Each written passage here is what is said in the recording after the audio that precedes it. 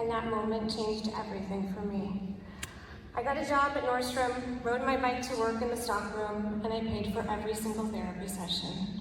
And that therapist changed my life. Not everyone gets a Dominic, but every kid should have a place where they feel safe, they feel seen, and they feel valued.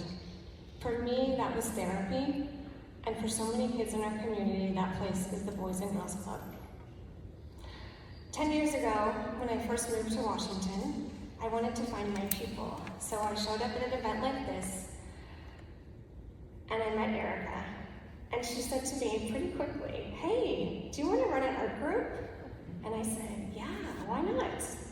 So there I was, running an art group every Monday night, doing art projects with middle and high school girls at Teen Turf Club, sprinkling in a little bit about stress management and mental health, and honestly, just creating a space for them to laugh and be themselves. One night, we decided to make slime upon their request. Just in case you don't know what slime is, it's equal parts borax, glue, and shaving cream. Yeah, I had no idea what I had signed up for, because within minutes, the room looked like a giant Ibiza bubble bath. There was slime everywhere. Girls were giving themselves slime beards, the tables were covered in shaving cream, and the staff was looking at me like, "What have you done?" And me, I was asking myself that same exact question. Yet I couldn't stop smiling because, yes, it was so messy, but it was also pure joy. And that's what the Boys and Girls Club does. It creates a space for kids and teens to laugh, to belong, and to simply be themselves. But there was another night, a very different night. And the girls walked in quietly and heavily, and I overheard one of them say to a friend, "Why are adults so hard on us?" And that stopped me in my tracks. So I asked the question to the whole group. "Okay, what do you guys think adults really think about teens?" And every single girl stopped working on their art. They looked up at me with the kind of energy that says, "Finally, someone is asking the right question," and they let it all out. So here's what they said. Adults, they think we're lazy, they think we're annoying, and they think we're stupid. Gut punch, right? So I even tried again. "Well, what about your grandmas? What do your grandmas think about you?" And one girl spoke up and she said, "They tolerate us because they have to." I left that night feeling heartbroken. These brilliant, creative girls believed that the world saw them as a burden. And this tasted like failure, and it felt like failure. So the next day, I reached out to Elise Minacci, the former executive director, because my art therapy wheels had started turning, and I told her that I had what had happened in the group, and I said, "Elise, I have an idea." And of course, Elise being Elise, she said, "Yes, go for it. As long as you're willing to do the work, we are willing to support you." So here was my idea. Each girl would be paired with an adult woman from the community, and at our first gathering, the women would tell their stories, what it was like for them as teenagers, and even what they had thought adults had thought of them at that age. Then they would hand over a pair of their own blue jeans, and those blue jeans would become the canvas. The girls took their adult partners' jeans to our Monday night art group, and they decorated them, showing what it was like to walk a day in their jeans. At our second gathering, the girls returned with their art and shared their stories through the pieces that they had created. So 2 meetings, one for listening and connecting, the other one for sharing and reflecting. And in between, space for creativity to tell their truth.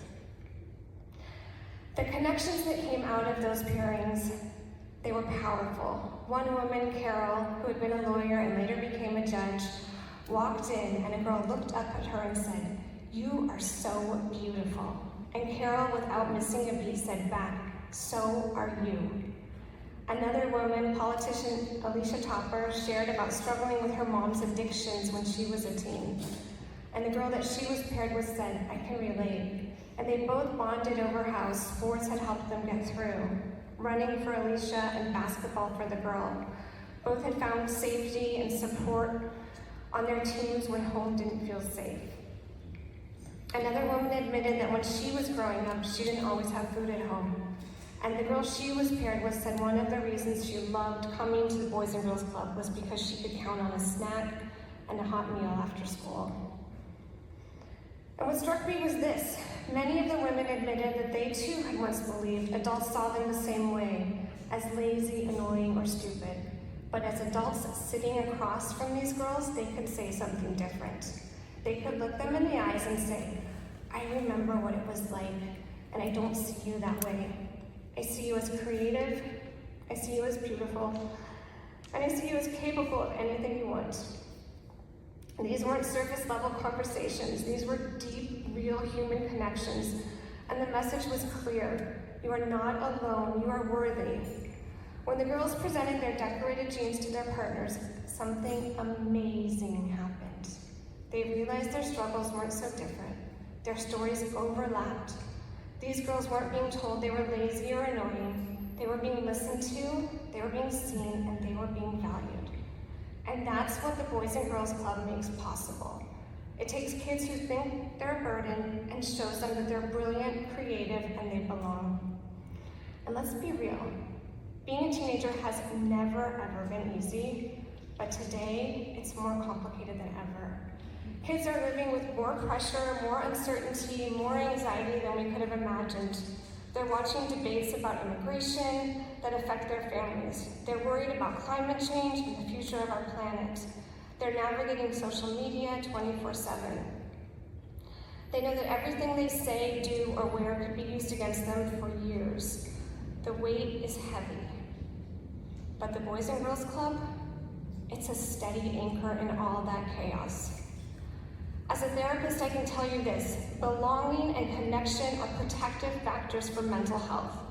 And that's precisely what the Boys and Girls Club of Southwest Washington delivers every single day. Here's the truth. We might not all be able to make slime, or even want to, or decorate jeans with teens, but we can do something. We can donate, we can give our time, we can share our connections. So today, I hope you'll say yes to donating to support youth in our community. Please consider becoming a club ambassador with a generous gift of $1,000. Or you might be thinking, hey, I can actually do more than that. Thank you for considering a generous gift above that. If you prefer to donate monthly, we've got you covered. Your $50 a month will help cover the cost of things like mental health and wellness small groups. Our hope and our goal is that at least 12 of you say yes to becoming monthly donors today. Whatever the amount, whether monthly, annually, or as a one-time gift, your donation makes a tremendous impact in the lives of over 1,500 youth in our community. Table hosts, in a moment, please pass out the donation envelopes at your table. Please do what you can. You're making an impact. You are lifting up our youth who are counting on us to show up. When you're finished filling out these donation envelopes, please return them to your table host or hand them to a staff member in the lobby on your way out. Seeing all of you here today, this feels like success. I look forward to impacting lives with you. Thank you for joining us today and believing in our youth.